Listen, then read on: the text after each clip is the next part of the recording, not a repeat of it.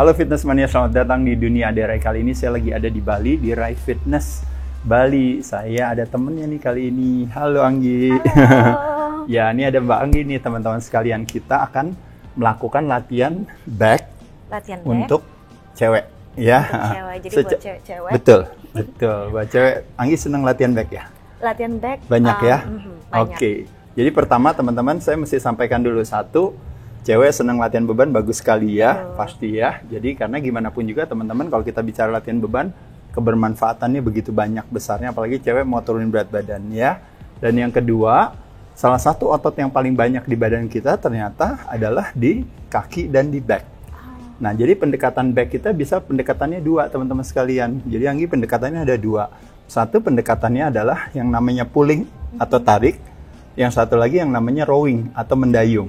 Nah, jadi kita gerakan menarik itu sebenarnya kalau paling populer adalah gerakannya yang namanya pull up. Ngangkat beban ya, naik ke atas.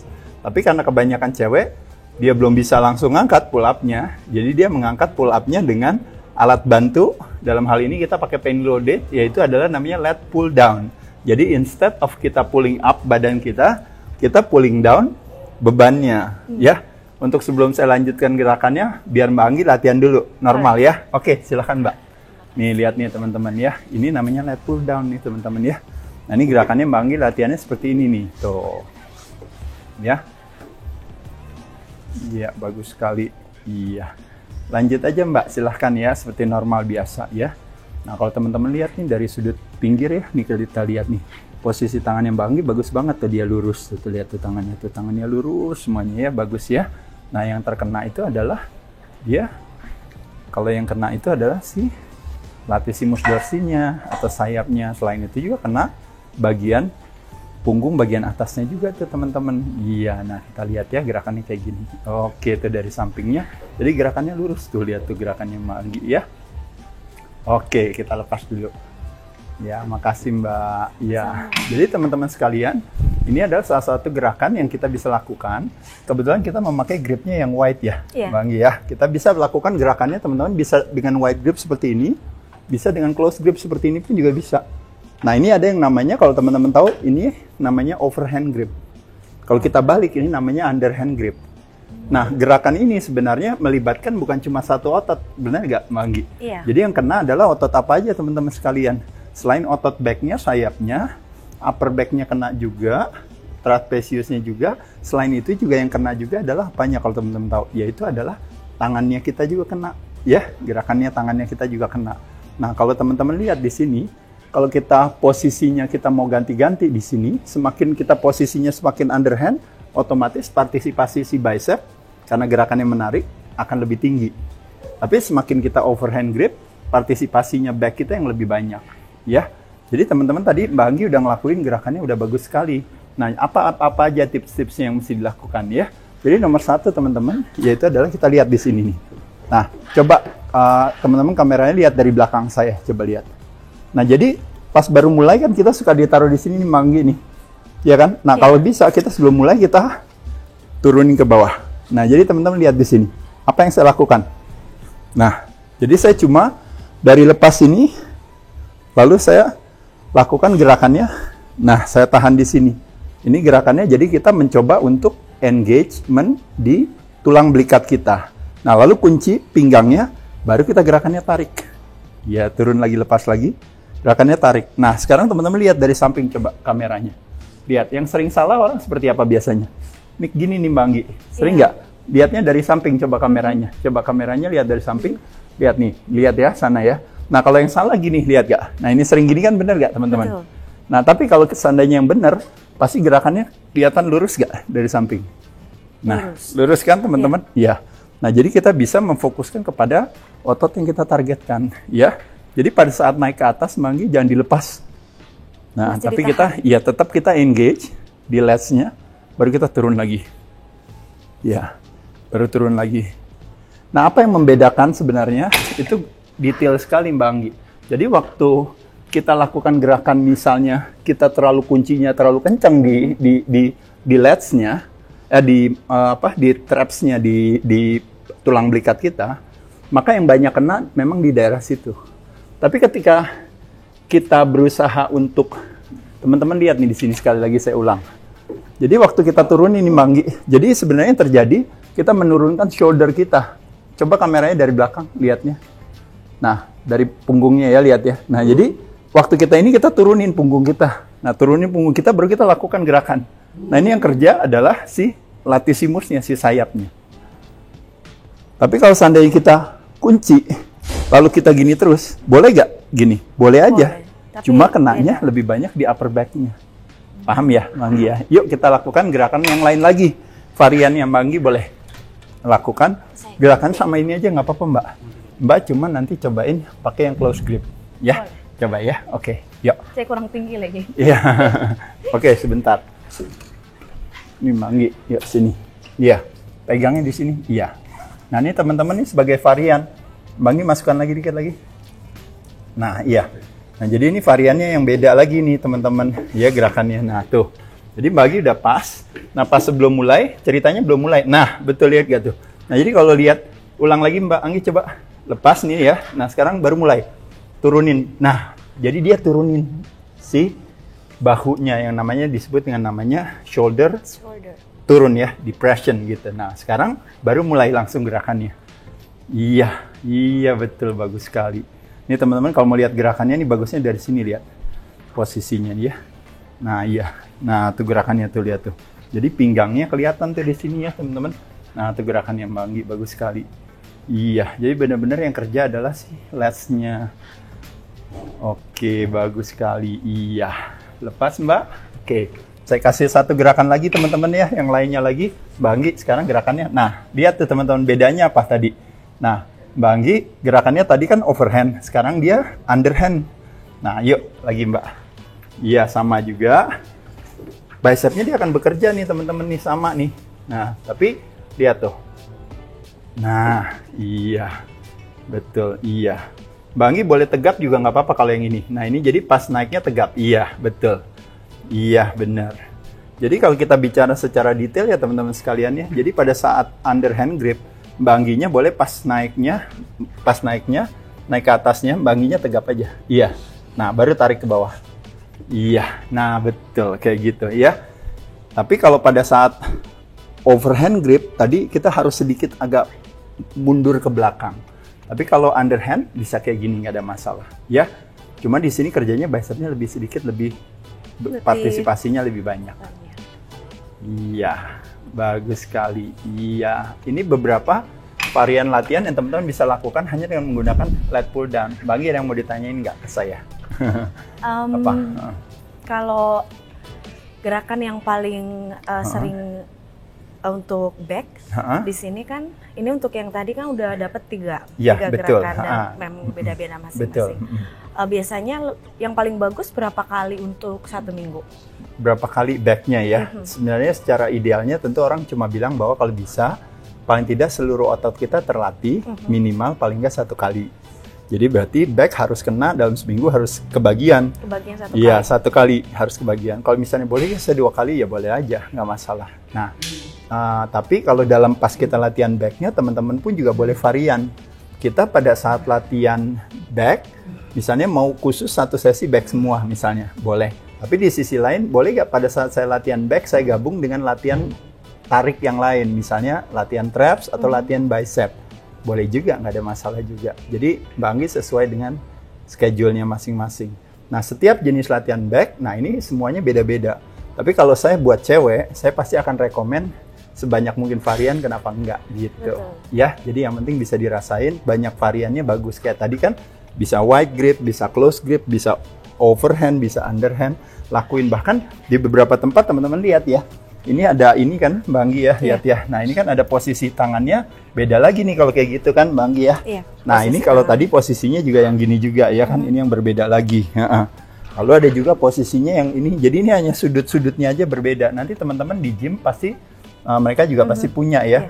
Jadi itu sebenarnya salah satu varian yang kadang-kadang bahkan setiap grip kita akhirnya bisa lakukan per 3 set misalnya. Oh grip ini saya lakukan 3 set, grip ini lakukan 3 set. Jadi bisa bayangin nggak di satu alat aja kita ternyata bisa berapa puluh set tuh. Jadi akhirnya kita nggak kemana-mana lagi ya. Jadi itu satu hal yang sangat bagus. Nah sekarang kita masuk ke yang kedua pendekatannya Mbak Anggi, yaitu adalah pendekatannya rowing. Pendekatan rowing itu bisa dilakukan dengan barbel.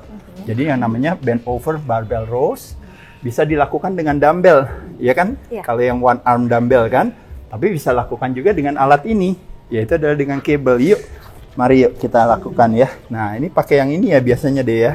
Ya oke, ya. Ini ada Madetena nih, halo say hi dulu nih. Wah ini dia, salah satu trainer saya di Bali nih teman-teman. Ya oke. Nah ini ya, boleh saya contohin dulu Mbak? Boleh. Oke. Nah jadi teman-teman gerakannya ini ya. Jadi kita boleh taruh kaki kita di sini nih teman-teman ya. Ya. Jadi gerakannya sama Mbak Anggi. Boleh dinaikin sedikit deh. Beratin dikit. Iya. Sedang aja. Ya oke. Nah jadi teman-teman, ini pasti posisi tangannya kita yang akan bekerja kan? Tapi kita ambil dulu. Nah kita taruh dari sini. Kita ambil dulu posisinya. Lalu turunin bahunya. Nah begitu turunin bahunya, baru tegapin pinggangnya, bokongnya agak dikebelakangin dikit. Nah ini udah lepas nih teman-teman, baru tarik. Tariknya ke pusar, jangan ke dada. Jadi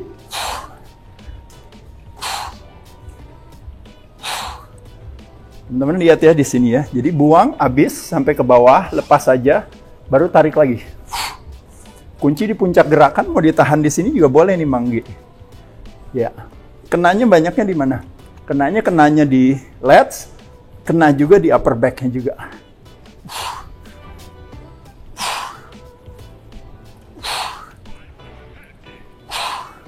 Kena gak bicepsnya kita? Kena juga. Kena gak forearmnya kita? Kena juga. Jadi ini sebenarnya kalau bisa dibilang jadi kayak multi joint dan multi otot juga yang terlibat ya. Yuk Mbak Anggi coba. Ini salah satu teman-teman yang cewek bisa lakukan juga ya. Jadi variasinya ke sini. Anggi boleh yang ringan ya, sini ya. Oke teman-teman, kita lihat dari samping yuk. Posisinya Mbak Anggi, kita mulai. Kakinya di situ udah bener. Ini teman-teman bisa lihat gak? Bokongnya Mbak Anggi lebih jauh daripada pinggangnya, lihat kan? Oke mulai Mbak, ambil dulu. Nah lihat tuh teman-teman, waktu Mbak Anggi ambil, coba ulang lagi Mbak ke sana. Nah lihat nih teman-teman nih, pas Mbak Anggi mau mulai tuh, begitu mulai dia turunin shouldernya ke bawah. Nah baru sekarang tinggal di rowing Mbak, di dayung. Iya betul sekali, iya. Nah tuh teman-teman ya, jadi menyenangkan ya, gampang ya gerakannya ya. Sebenarnya kadang-kadang di satu sisi begitu banyak teori yang memang mengajarkan dengan cara yang optimal ya. Tapi di sisi lain yang tidak boleh dilupakan adalah kita harus melakukan gerakan ini sealami mungkin, senyaman mungkin. Jadi Mbak Anggi juga nggak mau terlalu kaku kayak robot sehingga jadi katanya gerakannya harus ini, nggak kerasa. Tapi Mbak Anggi yang normal aja.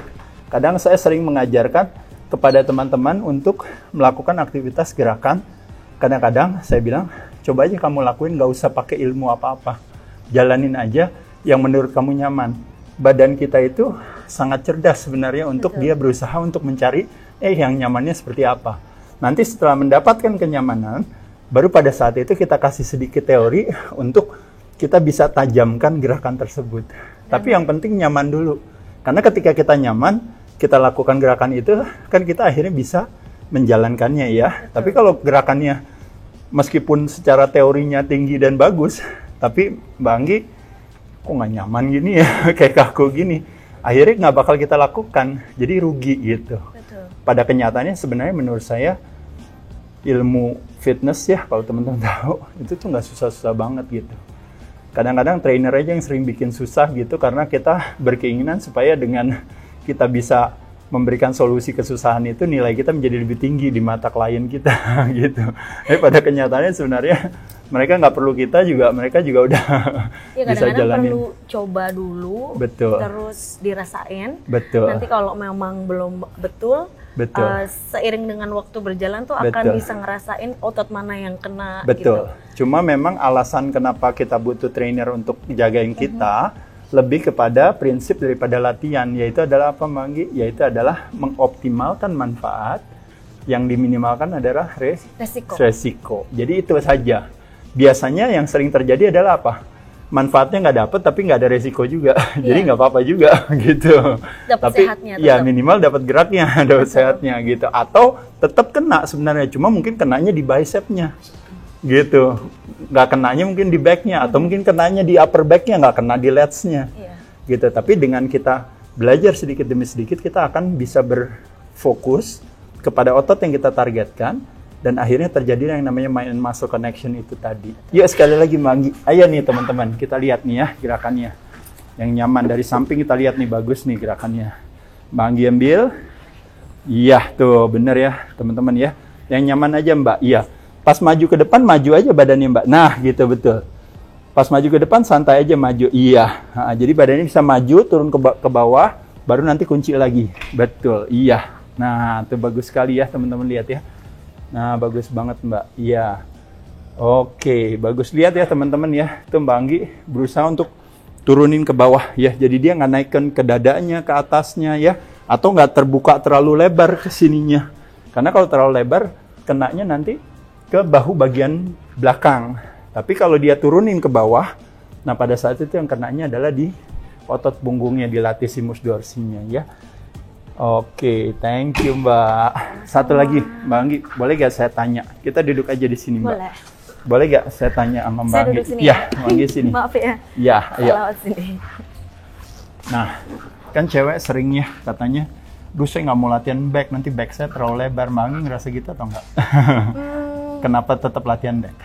Karena kalau kita punya otot tuh kayak lebih seksi, itu menurut saya. Terus biar, karena kan kalau kita latihan lebar juga kayaknya nggak gampang juga ya. Nggak gampang juga karena kan kalau perempuan memang akan ada otot tapi nggak akan seperti laki-laki. Betul. Secara hormonal tidak memungkinkan juga. Betul, ya. betul. Jadi jangankan cewek ya, kadang-kadang cowok aja saya suka mikir ibaratnya kayak, oh ya nanti backnya jadi terlalu lebar.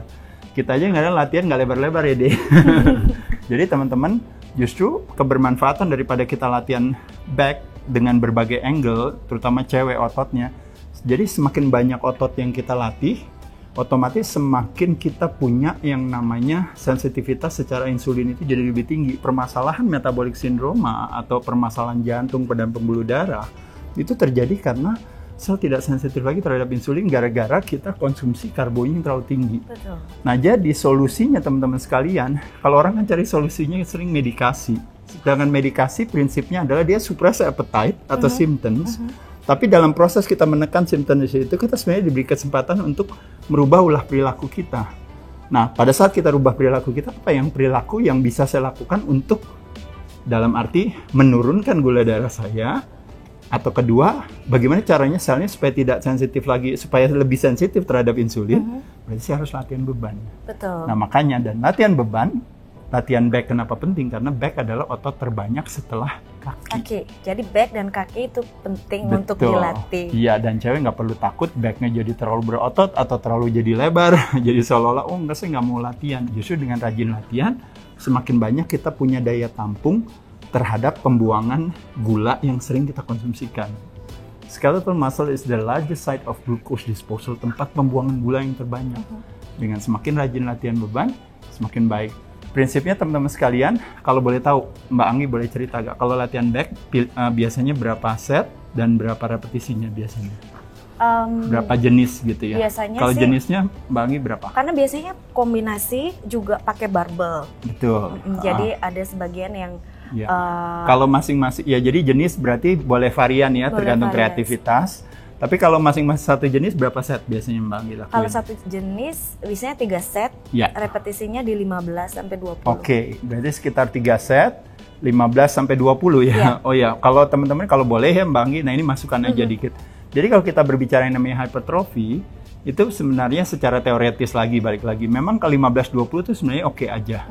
Tapi dengan Mbak Anggi boleh menaikkan bebannya, sehingga Mbak Anggi akhirnya berhentinya di 15, misalnya paling banyaknya.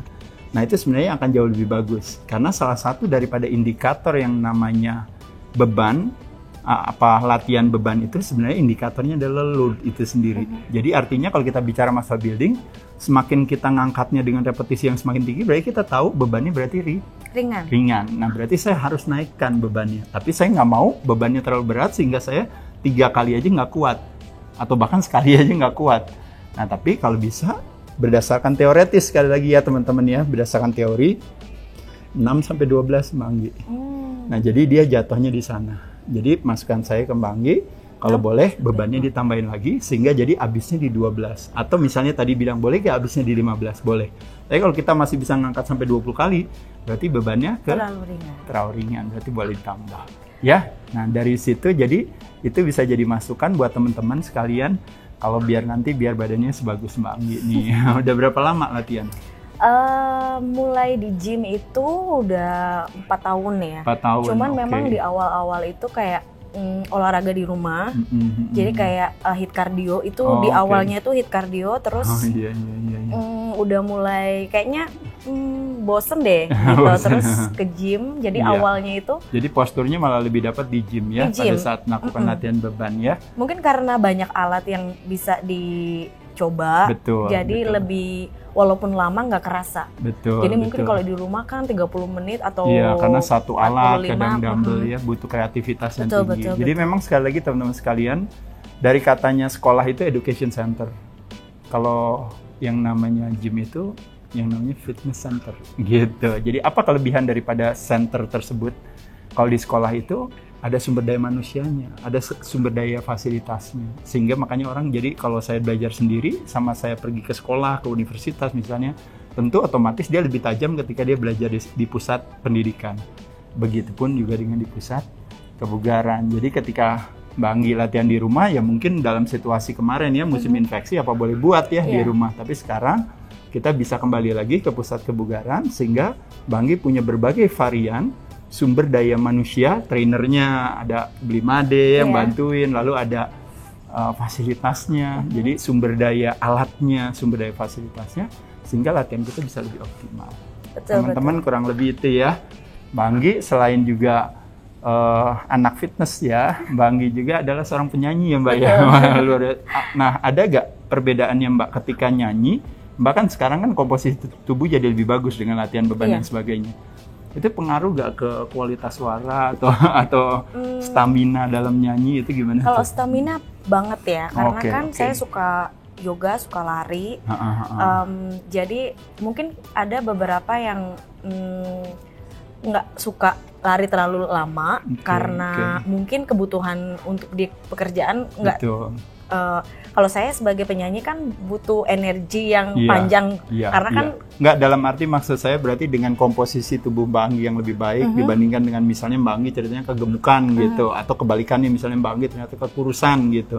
Dengan sekarang posisinya yang merasa badannya lebih fit, berarti itu berpengaruh kepada performa dalam banyak dan jarang sakit yang pasti itu sih. Karena kan mungkin kalau kita dulu sebelum olahraga teratur itu badan imun tubuh tuh kan kurang bagus, jadi gampang sakit. Nah sekarang selama udah makin kuat ya, jadi jarang sakit. Betul. Jadi itu juga salah satu kalau teman-teman tahu juga, kalau ternyata kita juga bisa menciptakan kemampuan untuk melawan istilahnya penyakit-penyakit, terutama kalau kita berbicara infeksi ya, karena infeksi itu adalah toxicity secara oportunistik, dia mengambil kesempatan. Jadi kalau seandainya sitokin bisa dilawan dengan myokine gitu. Kalau seandainya kita rajin latihan beban ya. Jadi teman-teman sekalian gitu ya. Kalau mau cek-cek tentang Mbak Anggi di mana? Instagramnya apa? Di Anggi_Deluna. Nah, iya tuh ya. Mudah-mudahan teman-teman sekalian, saya ngajak Mbak Anggi, saya ngajak teman-teman yang lainnya ya. Pernah ada Mbak Sally, Mbak Angie, pernah juga Mbak Jessica dan lain-lainnya.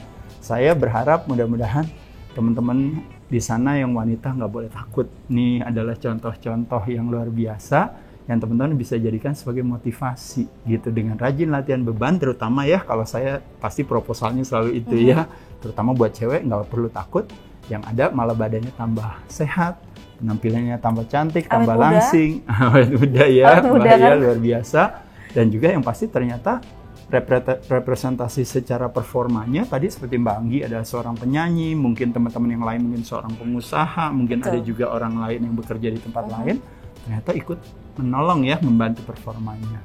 Kurang lebih itu teman-teman. Anggi, terima kasih. Thank you, makasih udah di sini teman-teman. Nanti kalau ada komen dan sebagainya silahkan. Bagi yang suka juga boleh di-share. Saya ucapkan terima kasih teman-teman. Sampai jumpa lagi di episode yang lain. Thank you, Manggi. Terima kasih. Yeay.